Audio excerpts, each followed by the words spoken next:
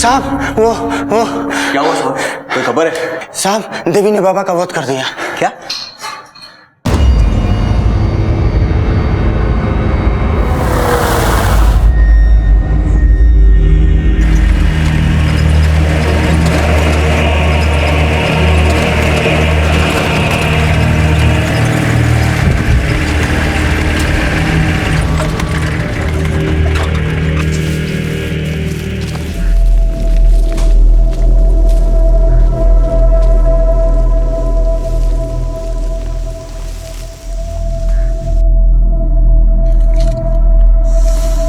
उतारो इसे। यहाँ दुनिया में मान्यताओं का भंडार है, भूत प्रेत देवी देवताओं का अंबार है।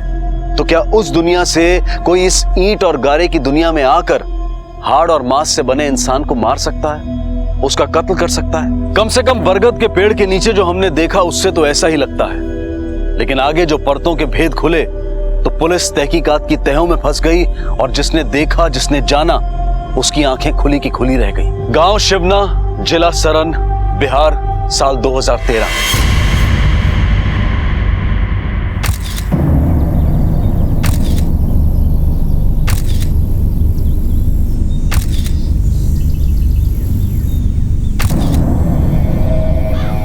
पांडे, त्रिशूल को फोरेंसिक जांच के लिए भेजो। शायद हत्यारे के फिंगरप्रिंट्स मिलेंगे इसमें। पर यादव सर, आसपास के सारे मंदिरों में पूछताछ करो और जितने भी नाटक नौटंकी वाले हैं उनसे भी बातचीत करो। जी सर। कहाँ रहता था ये बाबा?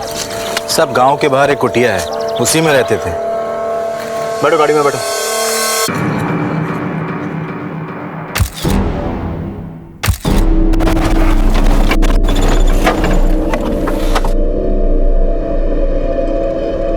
राम राम दरोगा साहब, मंदिर में कहाँ ढूंढ रहे हैं?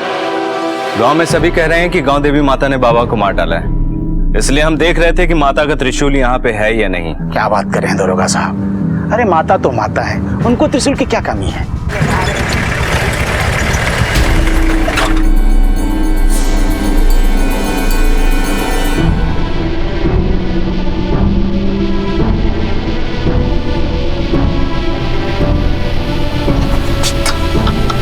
तो वैसे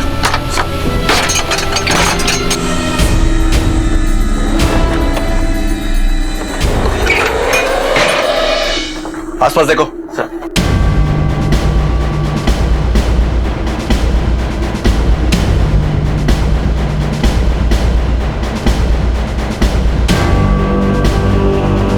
सर जी देखिए।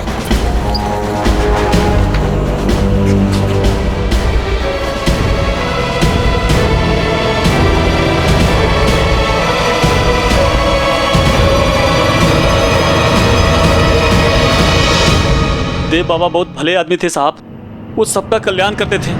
गांव में किसी के कोई दुश्मनी नहीं थी उनसे साहब। इतने ही भले थे तो तुम्हारी देवी माँ ने मार क्यों दिया उसे? साहब हम लोग बहुत ही साधारण आदमी हैं, हम सब लोग उनको पहचान नहीं पाए, मगर देवी माँ उनको पहचान ली थी। वो जान चुकी थी कि देव बाबा ने जरूर कुछ पाप किया है, तभी उन्होंने पहले उनको धमकी दिया और उसके बाद उनको मार डाला। तुम कह तो ऐसे रहे हो जैसे सब कुछ तुम्हारी आंखों के सामने हुआ है। साहब जी हमारी क्या, पूरे गाँव के सामने की बात है।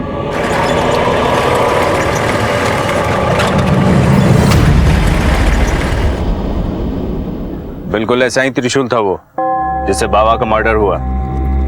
साहब हमें कलाकार हैं, अपनी कला की कसम खाकर कह रहे हैं, हमारे यहाँ से एक त्रिशूल चोरी जरूर हुआ है, लेकिन चोरी के बाद कहाँ गया हमें नहीं पता। कब चोरी हुआ?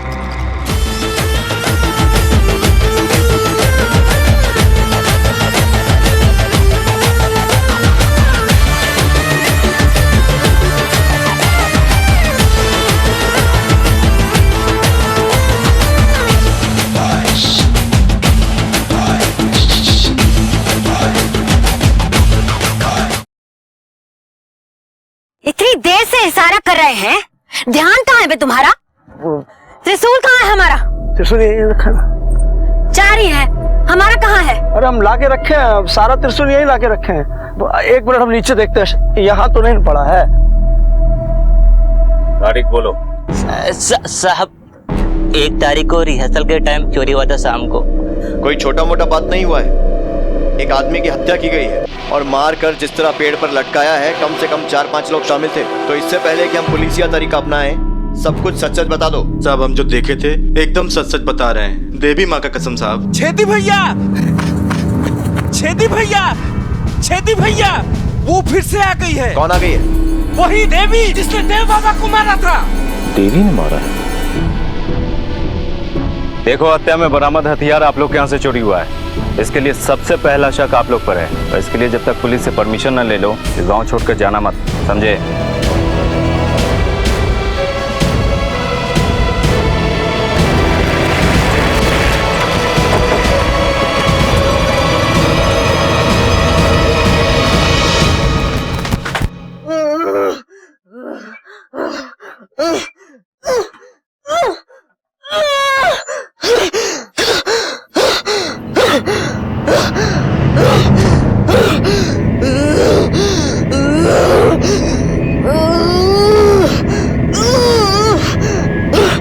हमने मारा है उसको, हमने मारा है, हमने मारा है उसको, हमने मारा है,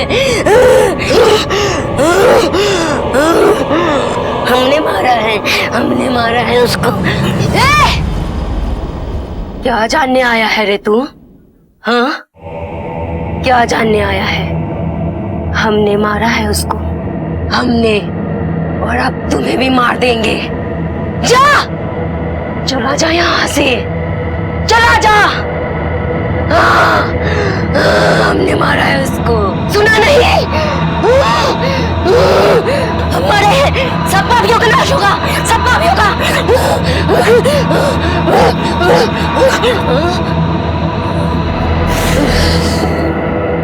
संभालो उसको, पानी लाओ।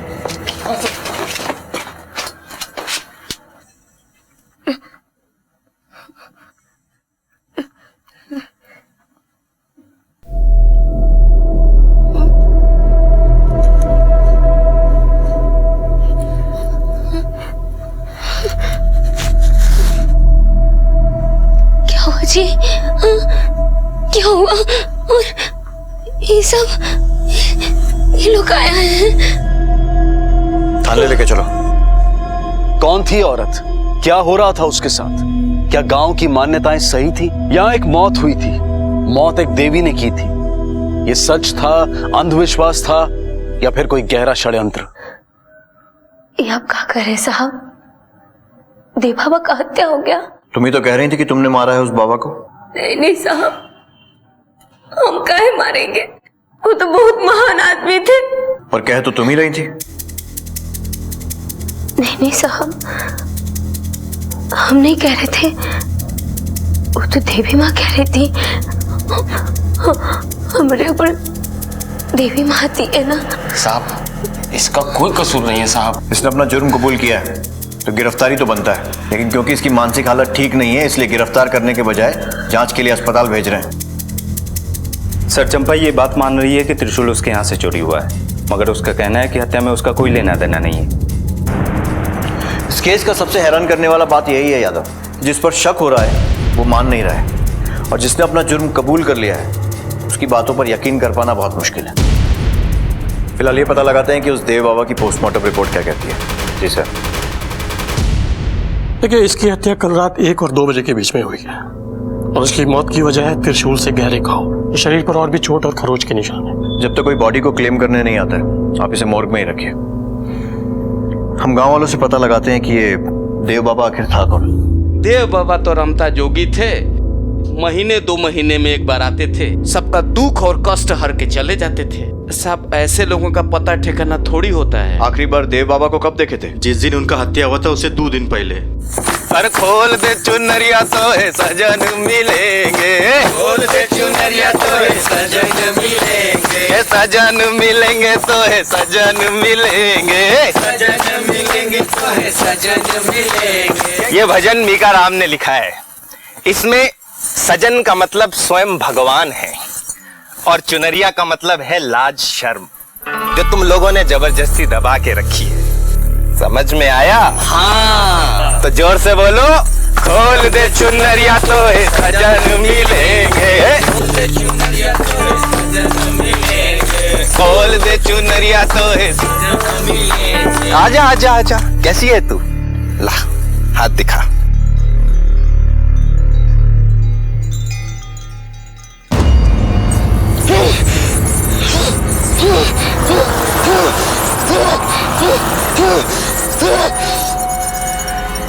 पापी, बंद कर अपना ये ढोंग। हमने तुम्हें पहचान लिया है। क्या कर रही है गौरी? तेरा वध करेंगे, तेरा वध करेंगे हम। देवी माँ ने बाबा को धमकी दिया था, इसलिए हम लोग गौरी के हाथ पैर बांधकर कमरे के बाहर ताला लगा दिए थे। लेकिन पता नहीं कैसे। बकवास बंद करो और ये बताओ कि जिस रात हत्या हुआ तुम कहाँ थे? हम चंपा का नाच देखने गए थे। से जुदाई का दर्द सहा नहीं जाता, तुमसे जुदाई का दर्द सहा नहीं जाता। जो तुम सामने आते हो ले आए गए तो रहा नहीं जाता। साहब नाच गाना तो रात भर चलता रहा। नाच देखकर वापस कब लौटे? सवेरे सवेरे लौटे हैं। अरे भाई लेकिन मजा आ गया, बहुत मजा आया किया। अरे लिपस्टिक तो बहुत बढ़िया था, मजा आ गया। अरे अरे गौरी, अरे अरे अरे गौरी तुम बाहर कैसे आ गई और यहाँ कैसे बैठी हो? और ये खून काहे लगा है? मार डाला हमने उसको। जाके देख उस बरगद के पेड़ के ऊपर उसकी लाश मिलेगी।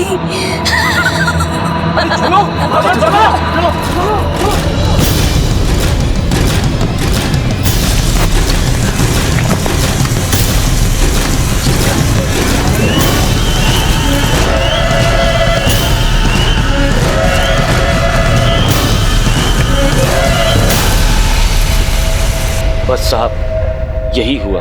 तो तुम में से किसी ने भी गौरी को हत्या करते हुए नहीं देखा? नहीं साहब। एक बात ध्यान रखिए, पुलिस को झूठी कहानी सुनाना भी अपराध है और उसके लिए भी सजा होती है। साहब हम लोग झूठ थोड़ी ही ना बोल रहे हैं, हम तो वही कह रहे हैं जो गौरी पर आई देवी ने कहा था।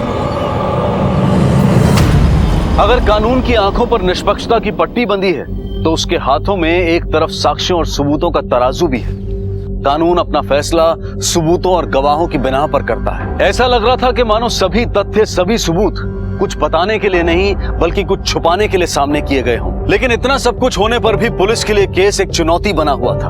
अपराध का तरीका, अपराध की वजह और उसमें तिलस्म और देवी का पहलू इसे और जटिल बनाए हुए था। सर ऐसा लग रहा है कि पूरा गांव किसी बहुत बड़ी गलतफहमी या वहम का शिकार है, या फिर सभी लोग मिलजुल कर असली अपराधी को बचाने की कोशिश कर रहे हैं। यादव, अगर ये लोग मिलजुल कर ऐसा कर रहे हैं तो इसका मतलब यह है कि अपराधी या तो इनके बीच में से ही कोई एक है और या फिर इन सब को उस देव बाबा से कोई शिकायत थी।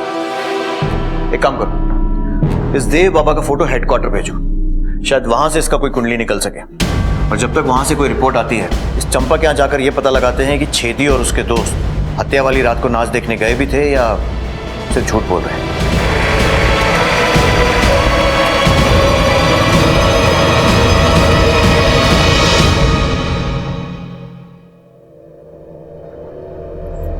साहब अब नाच के समय यहाँ कौन आता है कौन जाता है, अब इसका हिसाब तो हम नहीं रख सकते ना। और वैसे भी हमें यहाँ आए हुए 10-12 दिन ही हुए हैं, इसीलिए ना तो हम किसी को नाम से जानते हैं और ना ही शकल से। 10-12 दिन से चल रहा है ना ये तमाशा? पुलिस परमिशन है? उखाड़ो ये तंबू अम्बू, चलो लेकर चलो थाने। साहब आप जो भी कहिएगा हम करेंगे, पर हमारा काम मत रोकिए। दिमाग पे जोर डालिए और याद करके बताइए कि ये लोग उस रात आए थे या नहीं। साहब हम अपने शो के रोज वीडियो बनाते हैं साहब, अगर ये लोग आए होंगे ना साहब तो उसमें जरूर दिख जाएंगे। दिखाओ वो वीडियो। साहब हम 2 मिनट में लेकर आ रहे हैं। जल्दी।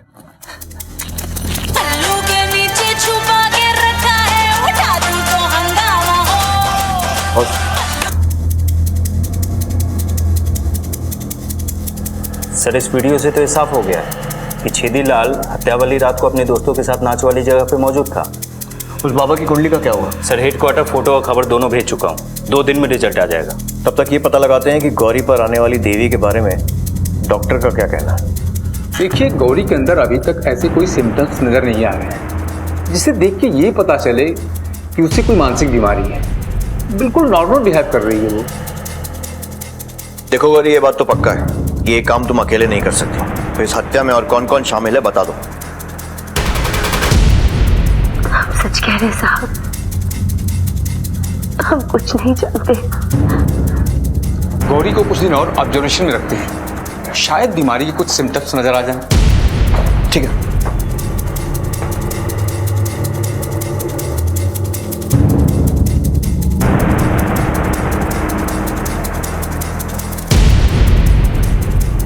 सर छेदीलाल और उसकी बीवी पे बाबा का विशेष कृपा रहता था। हफ्ते में 1-2 बार आना जाना लगा रहता था। धन्यवाद।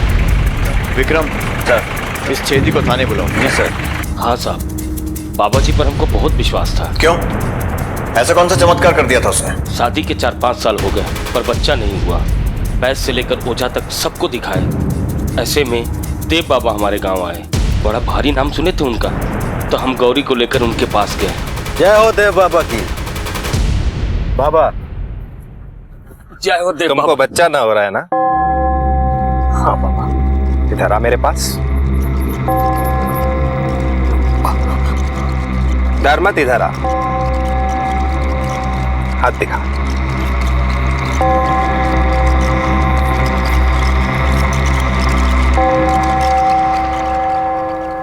घबरा मत, बच्चा हो जाएगा, मगर इसका नाड़ा खोलना होगा। किसी ने इसके पेट में टोटके वाला नाड़ा बांध दिया है, उसे खोलना होगा। और बाबा जी ने गौरी का जादू वाला नाड़ा भी खोल दिया। गौरी महीने भर में ही पेट से हो गई। हम उनका आशीर्वाद लेने आश्रम भी गए थे, मगर कुछ दिन बाद गौरी कुछ औरतन के साथ गांव देवी मंदिर से वापस आ रही थी और बरगद के पेड़ के नीचे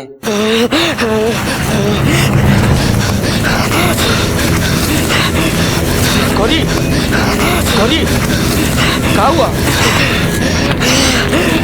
गौरी, हम गौरी नहीं, गांव देवी हैं, गांव देवी। और इस गौरी को भी हमारे साथ जाना होगा, हमारे साथ।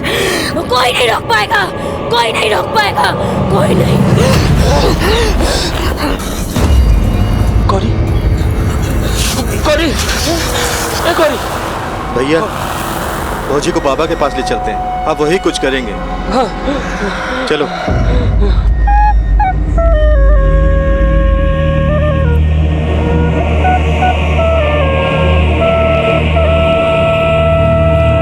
बाबा, बाबा देखिए ना, क्या हो गया है इसको। ये बरगद के पेड़ के नीचे मिली ना।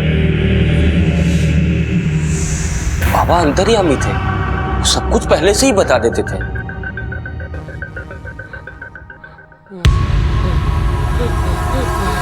बाबा,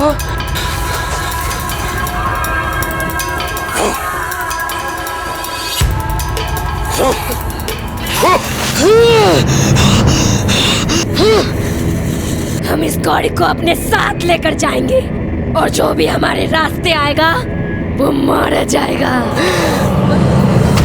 और वहीं से दोनों में अनबन शुरू हो गया। ठीक है, जाओ। या तो इस पर नजर रखो। जी सर। इसके साथियों चंपा और बाकी सब लोगों के फिंगरप्रिंट्स लो और फोरेंसिक वालों को भेज कर देखो कि त्रिशूल पर मिले फिंगरप्रिंट्स में इनमें से किसी से कोई मैचिंग है क्या। Yes sir.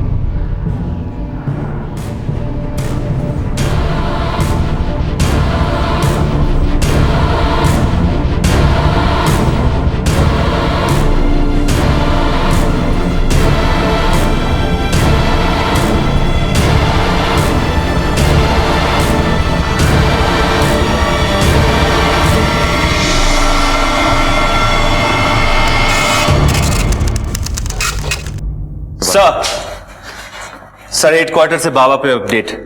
सर इसका असली नाम गिरधारी है और ये घना से चोरी के इल्जाम में करीब 7 साल से गायब है। रिपोर्ट किसने लिखाई थी? सर चंपा ने। इसको पहचानती हो?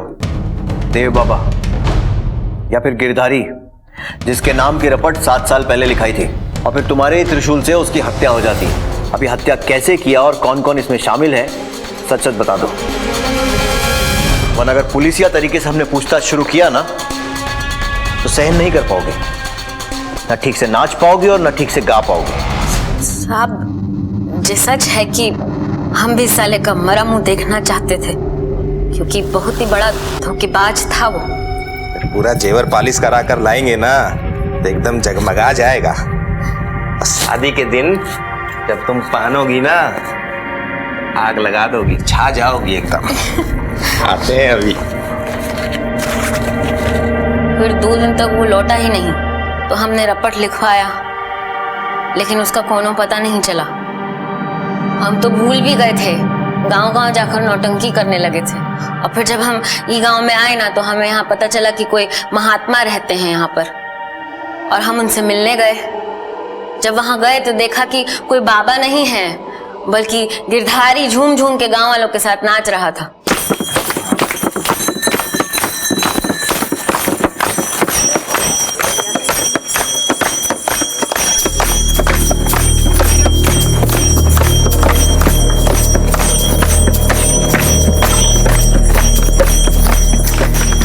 अनाड़ियों को बहुत नचा लिए हो, अब हम तुमको नचाएंगे। फिर दूसरे दिन हम गिरधारी से अकेले में मिलने के लिए उसके आश्रम गए। नाचना गाना तो तुम हमसे सीख लिए थे, बाबागिरी कहाँ से सीखे हो? तुम्हारे यहाँ से जाने के बाद हम बटुक महाराज के यहाँ ड्राइवर हो गए थे। अच्छा, तुम चाय पियो ना। तो वहां से कितना लेके भागे हो? एक भगत 1.5 लाख रुपया चढ़ा गया था, उसे ही चुरा के भाग आई यहाँ। तो अब हमारा गहना जेवर का कीमत 3 लाख रुपया हो गया है, तो तुम हमें हमारा 4 लाख रुपया ब्याज समेत लौटा दो। हमको 1 हफ्ता तो हम तुम्हारा सब कुछ लौटा देंगे। लेकिन साहब, इससे पहले वो हमारा गहना जेवर हमें वापस करता, वो मर गया। मर गया या तुमने मार दिया? नहीं साहब, उसके मर जाने से हमको हमारा गहना जेवर वापस थोड़ी ना मिल जाता, और उसको मारने से तो अच्छा था हम उसको आपको ही दे देते। जितना दिन जेल में सड़ता ना, उतना हमको अच्छा लगता।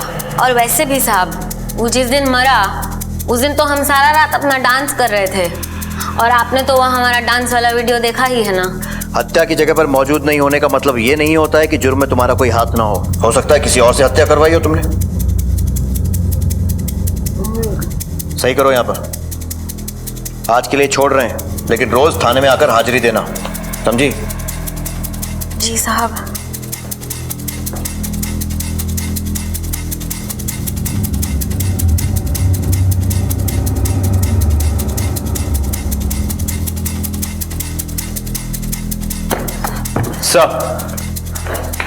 सर, हम लोग ने जितने भी सस्पेक्ट के उंगलियों के निशान लिए थे, उन सभी के निशान त्रिशूल पे मिले, मगर जिसका निशान मिलना चाहिए था उसका निशान नहीं मिला। किसका? गौरी का। एक काम करो, सबको थाने बुलाओ। जी सर। साहब, अब मंदिर का त्रिशूल तो था नहीं, हमारी नौटंकी का त्रिशूल था, तो जिसका मर्जी वो हाथ लगा लिया करता था। अब क्या घराती और क्या बाराती। साहब, नाच में प्रॉपर्टी की तरह यूज होता था त्रिशूल, और बैक स्टेज का काम हम ही देखते थे, तो हाथ तो लगेगा है ना साहब। जितना छुपाने की कोशिश करोगे चीजें उतना ही सामने आएंगी। नौटंकी के त्रिशूल में तुम्हारी उंगलियों के निशान कैसे हैं छेदीलाल? साहब, हम और द्वारका लगभग 6:30 बजे नौटंकी देखने पहुंचे थे। नौटंकी शुरू नहीं हुआ था, तो चंपा को देखने के चक्कर में इधर उधर घूम रहे थे। अरे चंपा इधर का रहती हो ना, इधर हो। अरे आज मिलते हैं मुझसे, रुको। अरे आप लोग यहाँ क्या कर रहे हैं? चलिए चलिए, नाच उधर शुरू होने वाला है। चलिए चलिए। चल रहे। छोटा है, बड़बड़ाता बहुत है। अरे बाप, त्रिशूल आज भोले बाबा का पाठ होगा क्या दरकार? दिखाइए। अरे ये प्रॉपर्टी कहाँ हाथ लगा रहे हैं आप लोग? बस छोड़िए, इधर रखिए, दीजिए इधर। क्या कर रहे हैं आप लोग? नाटक का सामान है ना ये। कितने का टिकट लिया आप? अब 50 रुपए का भैया। तो जाइए ना, कुर्सी पर बैठिए, थोड़ी देर में नाटक शुरू होगा। जाइए चल चल चल। और इससे ज्यादा हम कुछ नहीं जानते साहब। कसम से साहब, हमको कुछ नहीं पता साहब। हम छेदीलाल के साथ उसी समय केवल त्रिशूल को छुए थे। मुन्ना, क्या सचमुच त्रिशूल गायब हुआ था? हाँ साहब, त्रिशूल गायब होने के बाद भौजी ने बहुत झाड़ा था टुनटुनवा को साहब। देव बाबा की हत्या भी प्रकृति के तिलस्म की तरह आंख में चोली खेल रही थी। त्रिशूल पर जिन लोगों के हाथों के निशान थे, वो इस अपराध से इनकार कर रहे थे, और जो लोग अपने मुंह से इस अपराध को स्वीकार कर रहे थे, उनके हाथों के निशान त्रिशूल से नदारत थे। बहुत सी विसंगतियां, बहुत से कॉन्ट्रडिक्शन थे इस केस में। गौरी को देवी आती थी, लेकिन वो मानसिक रूप से बिल्कुल स्वस्थ थी। पर एक गौरी थी जो नाच गाने में मौजूद नहीं थी, लेकिन बाबा की लाश को अकेले पेड़ पर लटकाना उसके बूते के बाहर था। आखिर क्या था इस वारदात का सच? हाँ डॉक्टर, गौरी की रिपोर्ट्स आ गई।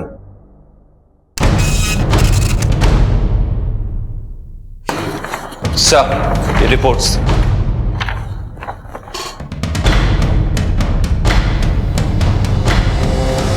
वो नौटंकी का वीडियो लेकर आओ फिर से। Yes sir. चलो रुको, पीछे करो, चलो।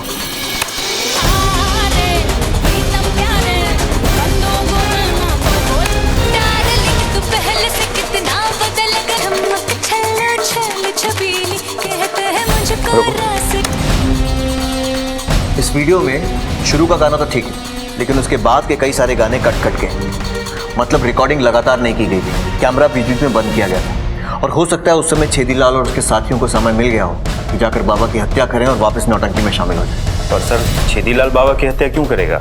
और अगर उसने किया भी हो तो हम ये साबित कैसे करेंगे कि वो डांस वाली जगह पे मौजूद नहीं था? अब इन सब सवालों के जवाब तो वही देगी जो कह रही है कि उसी ने बाबा को मारा है, गांव देवी। साहब, हाथ क्या बांध रहे हैं आप लोग? हाँ साहब बताइए ना। जी ये उठक पटक काय कर रहे हैं जी आप? बताइए ना साहब, बताइए। अब जब तक तुम्हारी देवी आकर फिर से गवाही नहीं देती तब तक तुम्हारे पति परमेश्वर उठक बैठक लगाते रहे। लेकिन साहब हम लोग बेकसूर है साहब, आपसे कितना बार बोले हम लोग बेकसूर है, हम लोग कुछ नहीं किए साहब, हम लोग कुछ नहीं किए। तुम्हारी देवी माई तुम्हें बचा सकती है, बुलाओ उन्हें, बुलाओ। देवी माई की जय हो, देवी माई की जय हो, देवी माई की जय हो। आ जाइए देवी माई।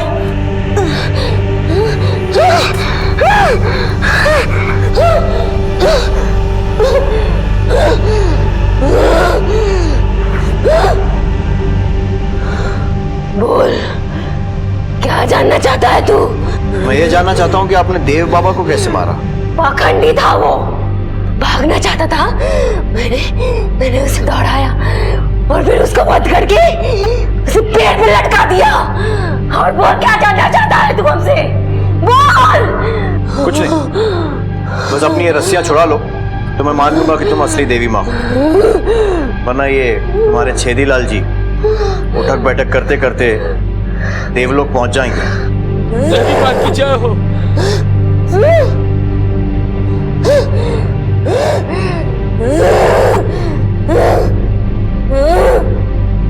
जय हो देवी माई। रस्सी कम करो एक।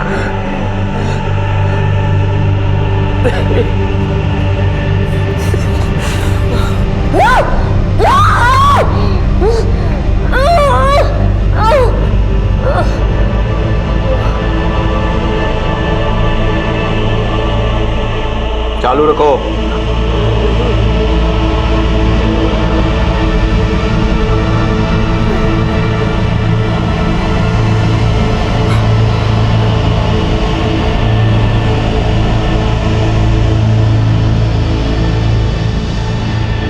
रस्सियां खोलो।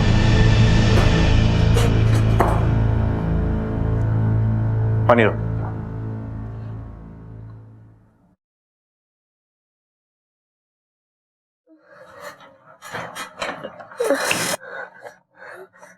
गौरी, तुम्हारी मेडिकल रिपोर्ट आ चुकी है और इसमें साफ लिखा हुआ है कि तुम्हें कोई मानसिक बीमारी नहीं है। और अब ये भी साबित हो गया है कि ये देवी माँ वाली बात भी झूठ थी। तो अब सच सच बता दो कि तुम ये ड्रामा क्यों कर रही हो, वरना ये सब लोग तो बच जाएंगे लेकिन तुम्हारा बच्चा जेल में पैदा होगा।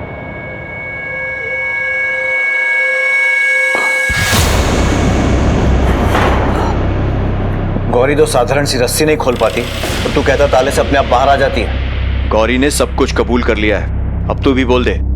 साहब, बाबा पर हमने बहुत विश्वास किया था, लेकिन बाबा एक नंबर का धोखेबाज निकला। ओ बाबा ने हमको बहुत मजबूर किया था साहब।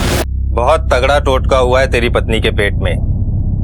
उसे खोलने के लिए इसे हमारे साथ अकेले में कुंडला पाठ करना होगा, लेकिन ध्यान रहे न आसपास कोई हो और न गौरी विरोध करे न शंका, अन्यथा अनिष्ट होगा।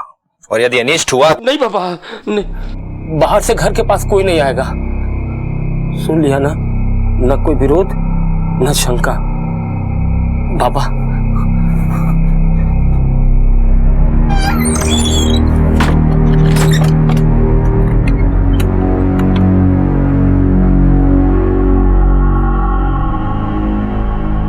तुम अपना नाड़ा खोल दो,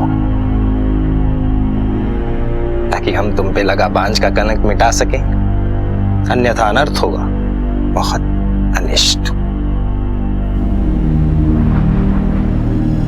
1 महीने बाद हमको पता चला कि हम माँ बनने वाले हैं।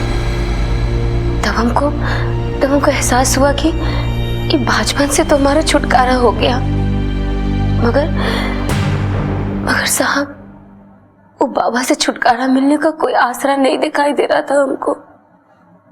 और तब जाकर हम उनसे बात किए। सुनिए ना, बाबा के आश्रम चलना जरूरी है का? अरे पगड़ी, बाबा के आशीर्वाद से ही तो बच्चा होने वाला है। चलो चलो। वही तो हम कर रहे थे आपसे कि अब तो हमारा कोक भी भर गया है, तो बाबा के आश्रम जाना जरूरी तो नहीं। और वैसे भी बाबा हमको क्या बोल रही है तुम? बाबा के बारे में अनाप शनाप बोल रही हो, और हमारे बच्चा को कुछ हो गया था। हमको बच्चा चाहिए। चलो चलो। हमारे पति को बाबा पर अंधविश्वास हो गया था। वो उसके बारे में कुछ गलत नहीं सुनना चाहते थे। और जब वो दिन वो हमको बाबा के आश्रम लेकर गए, तो बाबा इलाज के बहाने हमको अपने कुटिया में ले गया। और तुम पे दिल आ गया है हमारा, इसलिए हमसे मिलते रहने के लिए तुम्हें एक नाटक करना होगा कि तुम पर देवी आती है। हम इलाज के बहाने आते जाते रहेंगे, और यदि तुम ये बात नहीं मानोगी तो फिर हम सब सत्य कह देंगे।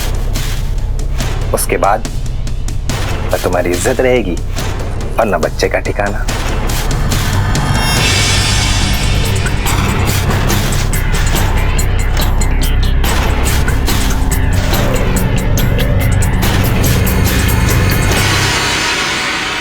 तुझे कैसे पता चला कि वो बाबा धोखेबाज था? साहब, चंपा का नौटंकी रोज देखते देखते टुनटुन से दोस्ती हो गई थी। और एक दिन सुनते हैं तुम बाबा जी के बहुत बड़े भक्त हो। ना, वो तो है भाई, बहुत आस्था है, विश्वास है। और वो तो साला 1 नंबर का चोर है, छलिया है, धोखेबाज है। मुंह तोड़ देंगे आपका बाबा के बारे में कुछ बोले तो। हाथ में दारू है, सामने आंच है, आपके गांव में है। अगर कुछ ऐसा बोले तो मुंह कहे तोड़े, मुआ दीजिए। देखिए, कुआं से भी आंख मूंद के पानी नहीं भरा जाता। तो बाबा लोग, अरे कभी जब घर में आते हैं, पूजा पाठ करते हैं, तो कभी घर में झांक के देख लीजिए।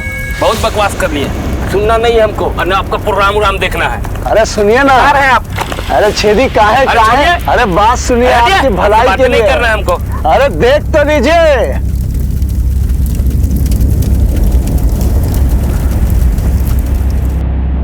हमको विश्वास नहीं हुआ तो हम खुद जांच किए।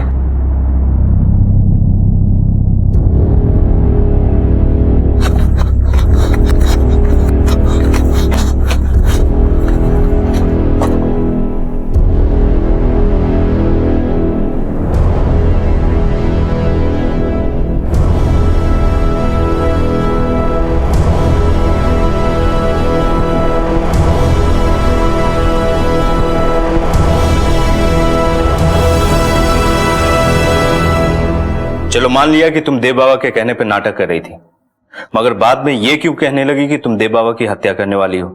और हत्या के बाद तुम खुद गुनाह क्यों कबूल कर रही थी? साहब, वो तो हम क्या करते?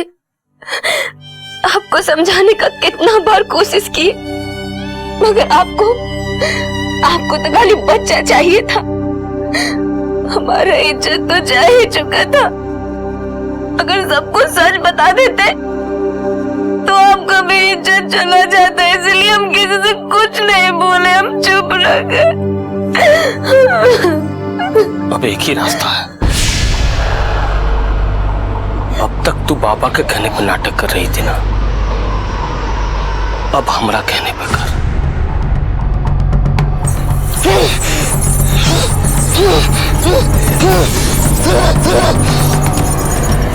पापी, बंद कर अपना ये ढोंग। हमने तुम्हें पहचान लिया है। फिर बाद में टुनटुन और द्वारका भी हमसे मिल गए, क्योंकि बाबा ने उन दोनों की पत्नी के साथ भी वही किया था साहब।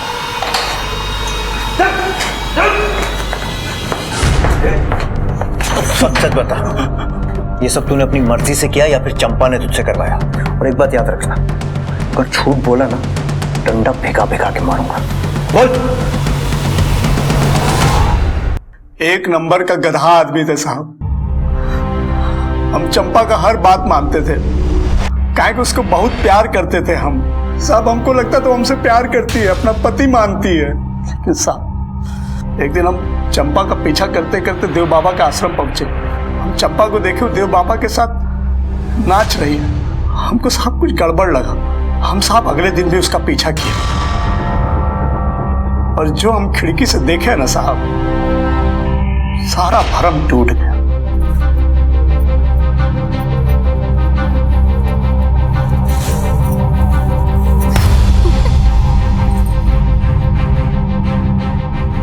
उस दिन से हमको देव बाबा से नफरत सा हो गया था साहब। कहानी समझ नहीं आ रही थी, इसलिए हम उसका जासूसी किए। हमको इन्फॉर्मेशन मिला कि तो बहुत बड़ा फ्रॉड है। छेदीलाल उनका बहुत बड़ा भक्त था साहब, कहीं कि उनका आशीर्वाद से इनको बच्चा होने वाला था साहब। जब से छेदी को बच्चा होने वाला था तभी से उनका बहरारू का ऊपर देवी माँ आती थी। हमको सब समझ में आ गया साहब, इसलिए हम छेदी को अपना प्लान में शामिल किए ताकि हम उस बाबा को ना सबक सिखा सके। इसीलिए छेदी के सामने हमने देव बाबा का सारा भंडा फोड़ दिया। सब टुनटुनमा का प्लान था। 4 ठो जासूसी किताब पढ़ के बोला कि एकदम बढ़िया प्लान बनाया है। और फिर टुनटुन के प्लान के हिसाब से तुमने और द्वारका ने बाबा को मार दिया। सर हम और द्वारका मारने गए थे, लेकिन वो हमारे हाथों से नहीं मरा है।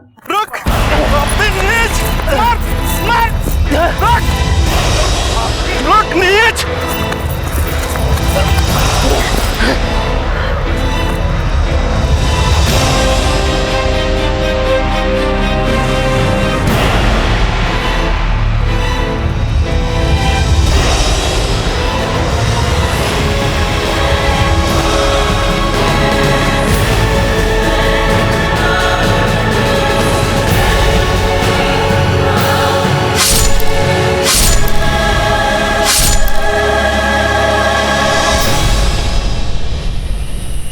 इसको मार तो दिए, लेकिन अब होगा क्या? हमने कहा मारा है? इसको तो देवी ने मारा है ना? अब सुनो, सबसे पहले रस्सा लेके इसको ऊपर लटकाते हैं। उसके बाद छेदी तुम जाओगे गांव देवी को तैयार करने। हम और द्वारका जाएंगे नौटंकी, और तुम वहां से सीधे गांव से नौटंकी में आओगे। सुबह तक नौटंकी में बने रहोगे, और जब गांव के लिए वापस जाओगे ना तो साथ में 1-2 आदमी होना चाहिए जो गवाही दे सके कि तुम सुबह तक नौटंकी में थे। समझ रहे हो ना?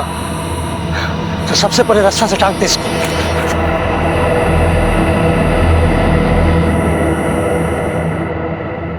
कितना भी जासूसी उपन्यास पढ़ लो, पुलिस 4 हाथ आगे ही रहेगी। अब 20 साल जेल में बैठकर यही सबक दोहराते रहना कि अपराधी कितना भी चाल चल ले, आखिरी चाल पुलिस ही चलती है।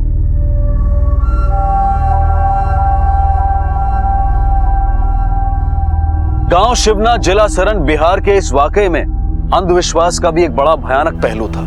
अपने जीवन की बागडोर को ढोंगी बाबाओं और तांत्रिकों को सौंपना मूर्खता ही नहीं, बल्कि अपने परिवार के प्रति निर्ममता भी है, जैसा कि छेदीलाल ने अपनी पत्नी के प्रति किया। इसके परिणाम कितने भयानक निकले ये सभी ने देखा। छेदीलाल और उसके दोस्तों को पुलिस को गुमराह करने के आरोप में आईपीसी की धारा 203 के तहत 2 साल की सजा सुनाई गई। टुनटुन को आईपीसी की धारा 302 के तहत हत्या के इल्जाम में आजीवन कारावास की सजा सुनाई गई। गौरी पर लगा कोई भी आरोप साबित नहीं हो सका। क्राइम पेट्रोल एक बार फिर आपसे यही विनती करेगा कि अपने जीवन को ज्ञान, विवेक, कर्म और तर्क के आधार पर चलाएं।